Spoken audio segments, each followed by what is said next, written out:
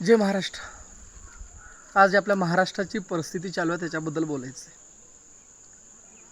जो मराठा आरक्षणाचा मुद्दा आहे आणि त्याला जो विरोध होत चाललेला आहे, त्या दोन गोष्टींमध्ये जरा बेसिक फरक ओळखून घ्या की मराठा आरक्षणाचा मुद्दा हा अनेक वर्षापासूनचा चालू असलेला मुद्दा आहे आणि त्याच्यामध्ये काही लोक त्या ठिकाणी मराठा आरक्षणाला विरोध करत आहेत। त्याच्यामध्ये मी पाहिले की मी नाव नाही घेणार कोणाचं, आणि मी कुणा ओबीसीच्या विरोधात नाही, आणि माझं मराठा आरक्षणाला पूर्णपणे जाहीर पाठिंबा आहे। मागं पण मी जाऊन जरांगे पाटील यांना भेटून लिंगायत समाजाकडून मी आरक्षण त्यांना भेटावं म्हणून मी त्या ठिकाणी पाठिंबा दिला होता।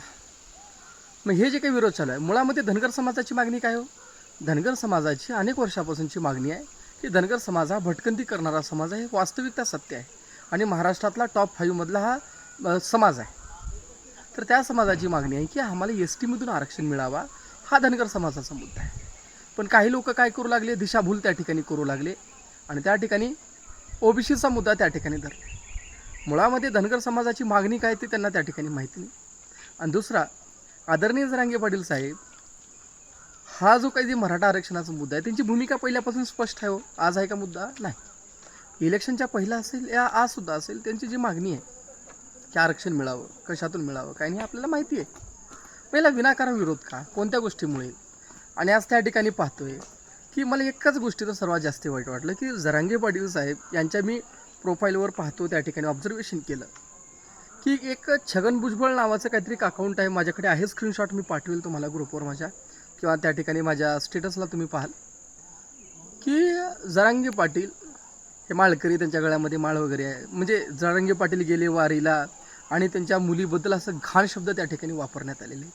अहो मला सांगा की जो व्यक्ती आपलं घरदार सोडून, आपली तुळस देवाऱ्यावर उठून, आपल्या लेकरो बायकोला त्या ठिकाणी सोडून आपल्या समाजासाठी त्या ठिकाणी झटतोय, आणि एखादी तुम्ही फेक अकाउंट काढताय, ठीक आहे, वैयक्तिक विरोध असू द्या ना हो, मग त्याच्या लेकीबद्दल, तिची लेक म्हणजे आमची लेक आहे, महाराष्ट्राची लेक आहे, लहान लेकरू आहे, त्या लहान लेकराबद्दल बोलत असताना फेक अकाउंट काढून लाजा वाटला पाहिजे जीवाला, विनाकारण त्यांच्याबद्दल काही घाण कॉमेंट करणं, हे करणं।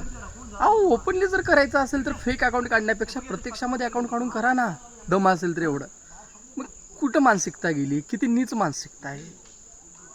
संविधानानं आपल्याला अधिकार दिलेला आहे, ह्या ठिकाणी मला सांगा, समजा मराठा समाजाला आरक्षण मिळालं, अहो पुन्हा ते कोर्टामध्ये विषय जाणार आहे ना हो, कोर्ट ठरवल ना काय करायचं किंवा नाही करायचं त्या ठिकाणी, पण याच्यामध्ये विरोध करण्यासारखं एवढं काय? जरांगे पाटलाबद्दल घाण शब्द वापरत आहेत, आणि त्याच्यामध्ये एक ऑब्झर्वेशन करा, मी लिंगायत आहे, ओपन सांगतो, मी माझं लिंगायत समाजाचं आहे, मी की मराठा समाजाच्या दुसऱ्या व्यक्तीला त्यांच्या विरोधामध्ये बोलायला ठेवतो, योग्य आहे का? नाही ना। हे राजकारणातून साऱ्या प्रेरित गोष्टी असल्यामुळं जे खरोखर ज्या लोकांना त्या ठिकाणी गरज आहे त्या लोकांचा विकास होणं गरजेचं आहे आणि त्या लोकांना न्याय मिळणं गरजेचं आहे।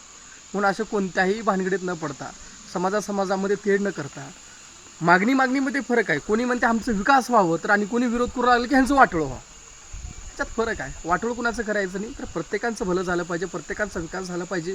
आज प्रत्येकाने त्याची अपेक्षा आहे, व त्या भविष्यामध्ये लिंगायत समाजातल्या काही पोटजाती त्यांना आरक्षण मिळालेलं आहे, लिंगायत समाजाच्या आणखीन खूप जाती राहिलेली आहेत। देवेंद्र फडणवीस 2014 साली मला आठवतंय म्हणले होते की लिंगायत समाजाला आरक्षण देऊ, काही झालं नाही। धनगर समाजाला देऊ म्हणले, काही झालं नाही। फक्त ओबीसी आणि मराठा समाजामध्ये वाद लावून देणे, एक आमच्याकडे राहील, अर्धा 50% आमच्याकडे राहील, ह्या मानसिकतेमध्ये घाणेरडं राजकारण झालेलं आहे। म्हणून पक्ष गेला उडत, पक्षाचं काहीच देणं नाही, तर पूर्ण महाराष्ट्र आणि पूर्ण मराठा समाज आणि जे आमच्यासारखे जे खरोखर जे विचार करणारे वैचारिक कार्यकर्ते हे पूर्णपणे जरांगे पाटील यांच्यासोबत आहेत, कोणतंही त्याच्यामध्ये दुमत नाही। आणि परत एकदा आम्ही कळकळीची विनंती करू, मराठा समाजाची मागणी आहे, मिळालं तर कुणाचं काही घोडे तुटणार नाहीत ना, कुणाचं काय होणार नाही। विरोध करायचा असेल तर कायद्याने कोर्टामध्ये जाऊ, विरोध करा, टिकेल न टिकेल तो पुढचा प्रश्न राहिला। असं त्यांच्या लेकीबद्दल, त्यांच्याबद्दल बोलणं हे मला तर योग्य वाटत नाही, आणि महाराष्ट्राला आपल्या असं पटणार नाही।